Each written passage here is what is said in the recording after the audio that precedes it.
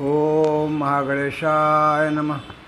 ओम गणपतये नमः। Ganpati watch astrology से मैं प्रोफेसर डॉक्टर A.K. चौबे आप सभी मित्रों का अपने इस YouTube चैनल पर हार्दिक स्वागत और अभिनंदन करता हूँ। मित्रों नमस्कार। मित्रों हाजिर हूँ मैं आज देखिए आपसे बहुत इम्पोर्टेंट बात कहने के लिए।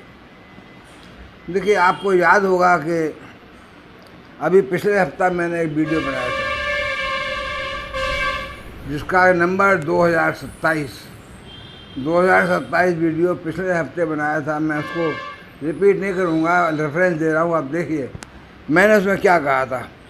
मैंने कहा था कि 13 दिवसीय आषाढ़ मास का कृष्ण पक्ष का पक्ष आ रहा है, जिसमें देखिए कुछ प्राकृतिक आपदाएं, और लोग तो बहुत बता रहे थे कि माल क्या क्या हो गया, दुनिया ख़त्म हो जाएगी, ये हो जाएगा वो हो जाएगा, पर मैं सब भी कुछ नहीं। मैंने कहा अगर ये 13 दिन का सप्ताह like Mahabharat, like Bombay blast उसकी तरह होगा और प्राकृतिक आपदाओं से लैस होगा, तो अभी देखिए आप कितनी प्राकृतिक आपदाएं आ रही हैं उत्तर और पूर्व भारत से लेकर के और US तक।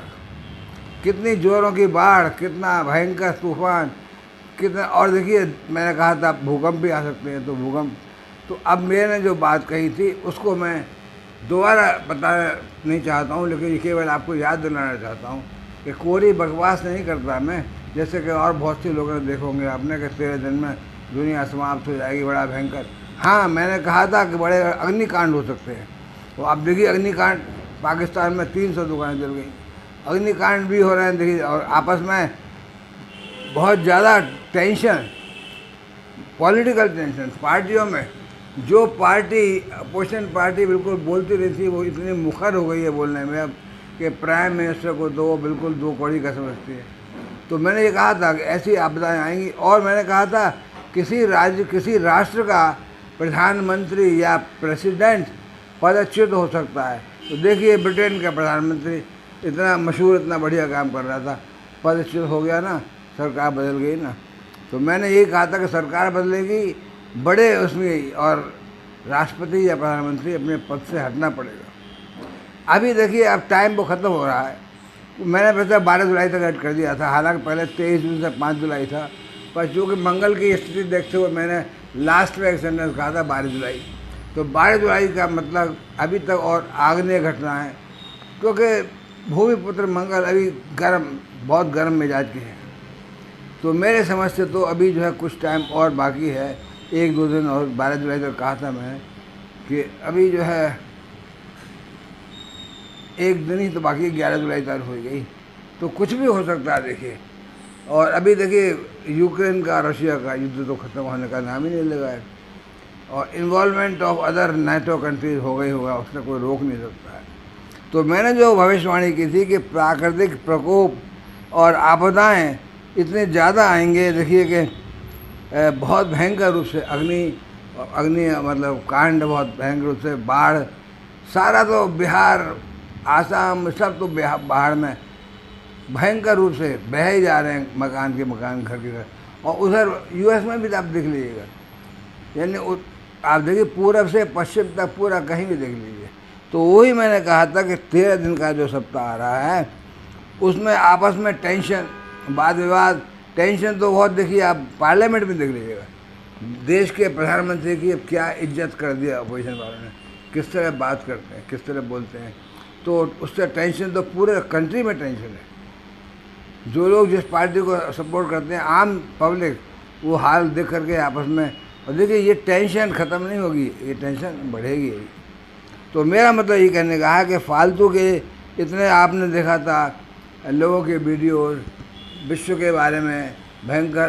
देखिए कोई ये नहीं कह सकता कि तृतीय विश्व युद्ध कब शुरू होगा, इट इज़ इम्पॉसिबल टू से। लेकिन बहुत लोगों ने भविष्यवाणियाँ कर रखी हैं अपने वीडियोज़ पे विश्व युद्ध की, तो ये बात कहना बहुत मुश्किल है। और ऐसा ही प्रकोप आगे ग्रहों का आएगा तो मैं बताऊँगा, लेकिन अभी तो युद्ध तो प्रगाढ़ता पाएगा, युद्ध तो अभी इंटेंस होगा, क्योंकि अभी NATO direct involvement of USA जब तक नहीं होगा तब तक युद्ध जो है मतलब विभीषिका आएगी उसकी बहुत, तभी जबकि डायरेक्ट इन्वॉल्वमेंट ऑफ यूएसए होगा। अभी तो इनडायरेक्टली वो नेटो कंट्रीज़ को सपोर्ट कर रहे हैं। लेकिन ये अभी जब तक ये कंट्री एक कंट्री ख़त्म नहीं हो जाएगा इसमें, तब तक युद्ध शांत नहीं होगा। लेकिन ये जो 13 दिन का पखवाड़ा था, ये सब कहना लोगों का कि ये हिंदुस्तान ख़त्म हो जाएगा, दुनिया ख़त्म हो जाएगी, और प्रधानमंत्री का पता नहीं क्या क्या भविष्यवाणी की थी लोगों ने। प्रधानमंत्री को तो कोई भी 4 जून की मैंने घटना ये कही थी कि तीसरी बार फिर मोदी सरकार, बार बार मैं कह रहा था। और न मालूम कितने पेड जोशी, एक आध जोशी तो अपने को बजरंगबली का भक्त, और उनको सपने में बजरंगबली आते थे।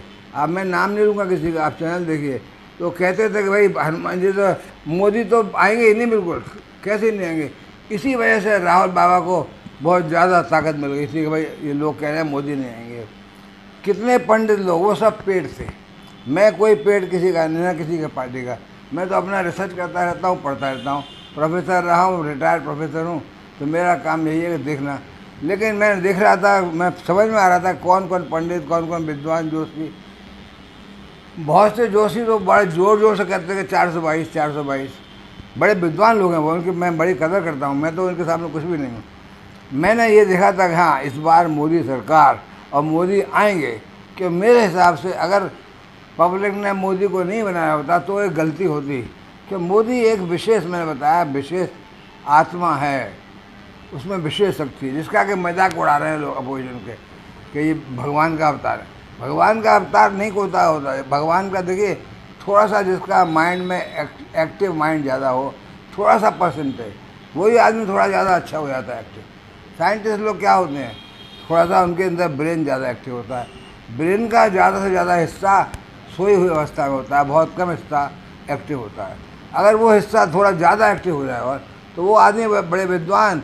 देखिए हमारे प्रधानमंत्री बड़े कर्मशील, बड़े कर्मनिष्ठ, इस एज पे आकर के कितना लगातार, देखिए कोई आदमी कहीं कंट्री में जा रहा है, जेट लैग होगा, सो नहीं पाएगा, वो हमेशा एक्टिव, और बिल्कुल कहीं मालूम ही नहीं पड़ता कि ये जेट लैग है, इनको क्या है। इस एज में भी हर आदमी जो है, और 18 घंटे को काम करने वाला आदमी। तो मेरी तो घोषणा यही थी कि मोदी की सरकार आएगी। अब ये मैं कितने 400 पार आएगी या 300 पार आएगी ये कहना मुश्किल था। 100%, हालांकि मैंने भी कहा था, लेकिन मैं तो कुछ भी नहीं, बड़े बड़े विद्वान जोशी, बनारस के, काशी के, और जाने कहाँ के विद्वान पंडितों ने कहा था। वो शायद हो सकता है बीजेपी के पेड़ हो, मैं ये नहीं कह सकता हूँ कि वो नहीं है। तो मित्रों, मेरा कहना यही है कि 13 दिन का जो पखवाड़ा आया और वो अब जा रहा है, मैंने जो बताया था उसके हिसाब से बहुत कुछ प्राकृतिक आपदाएँ आई, राष्ट्र का प्रधानमंत्री भी पदच्युत हुआ, और आगजनी और बाढ़ और भूकंप ये सब हुए।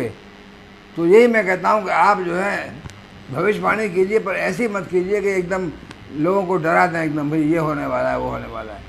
तो कोई डरने की ज़रूरत नहीं है। इसीलिए मैं कहता हूँ कि आप लोग जरा बस थोड़ा सा ईश्वर भक्ति में लगाइए ध्यान। जो लोग ज़िंदगी भर पाप कर्म करते हैं, कुछ सोचते नहीं हैं, डर, लेकिन वृद्धावस्था आते आते, रिटायरमेंट के बाद जब लगता है कि अब मृत्यु निकट आ रही है, तो सब धार्मिक बन जाते हैं और सब जैसे कहते हैं ना, ईश्वर की भक्ति में लग जाते हैं। पर मैं तो कहता हूँ अगर पहले से थोड़ा अच्छे कर्म करोगे तो सदगति को पाओगे।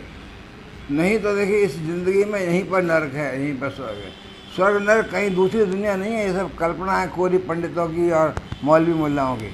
किसी ने देखा नहीं है। अगर किसी ने देखा हुआ है तो बता नहीं सकता, क्यों देखने जाने के लिए मरना पड़ेगा, और मरने के बाद कौन बोलेगा। तो किसी ने नहीं देखा है, कोरी काल्पनिक कल्पनाएँ हैं पुस्तकों की। लेकिन हाँ ये ज़रूर है कि हाँ कुछ दुनिया हो सकती है। पहले कहते 7वें आसमान पर फलाना, अब भाई सारा सैटेलाइट तो कहाँ तक पहुँच गए, रॉकेट्स कहाँ तक पहुँच गए, तो कौन सी दुनिया, कहाँ स्वर्ग कहाँ है। मैं तो कहता हूँ यही ज़मीन पर ही नर्क है, ज़मीन पर स्वर्ग है। जो आदमी बहुत परेशान, महीनों घंटों अस्पताल में भर्ती और घुट घुट के घिस घिस के मरता है, वही नर्क भोगता है। और जो आदमी चलते ही चलते सांस बंद हो जाती है, वो स्वर्ग है। आत्मा को कोई, शरीर को कोई कष्ट न हो, और आपके प्रिय लोगों को भी ज़्यादा मेहनत न करनी पड़े।